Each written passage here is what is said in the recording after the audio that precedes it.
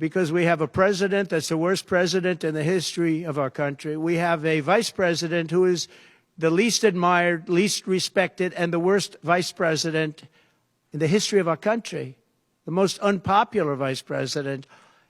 And because of political reasons or because of being politically correct, even though she never received a vote. Don't forget, she was the first one defeated, as I remember it, because I watched it very closely, but she was the first one. She never made it to Iowa, the first state. She never made it to Iowa.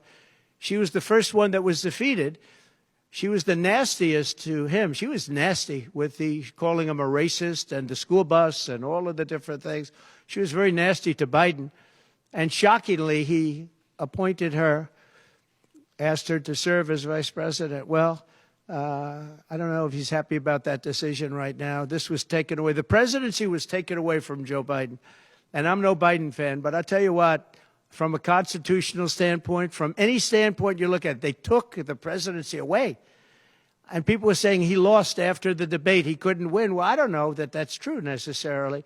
But whether he could win or he couldn't win, he had the right to run. And they took it away. They said they're going to use the 25th Amendment. They're going to hit you hard. Either we can do it the nice. I know exactly, because I know a lot of people on the other side, believe it or not. And they said, we'll do it the nice way or we'll do it the hard way.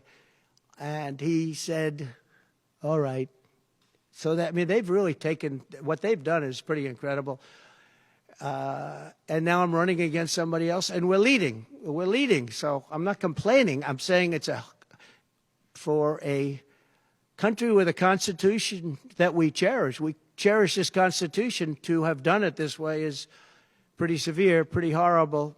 You would have thought they would have gone out to a vote. They would have had a primary system. They would have done something. But to just take it away from him like he was a child. And he's a very angry man right now, I can tell you that. He's not happy with Obama, and he's not happy with Nancy Pelosi, crazy Nancy. She is crazy, too. She's not happy with any of the people that told him that you've got to leave. He's very unhappy, very angry, and I think he also blames her. He's trying to put up a good face, but it's a very bad thing in terms of a country when you do that. I'm not a fan of his, as you probably have noticed, and he had a rough debate, but that doesn't mean that you just take it away like that. Or you go out to a vote, you do something. He had 14 million votes. She had no votes. She got no votes. And I think she's crashing. I think when people find out, and I think people are starting to find out what a bad job she did, what a bad job she did on the border. She's trying to say she had nothing to do with the border. She had everything. She was appointed to head the border. And then they said borders are, oh, she loved that name, she loved that name, but she never went there. She went to a location once along the border, but that was a location that you would love to go and have dinner with your husband or whoever. That was a location that was not part of the problem. That was not really going to the border. So essentially, she never went to the border. And if you listen to Tom Homan, if you listen to the great border people, Brandon Judd from Border Patrol, if you listen to Paul, I mean, so many different people. I speak to them all the time.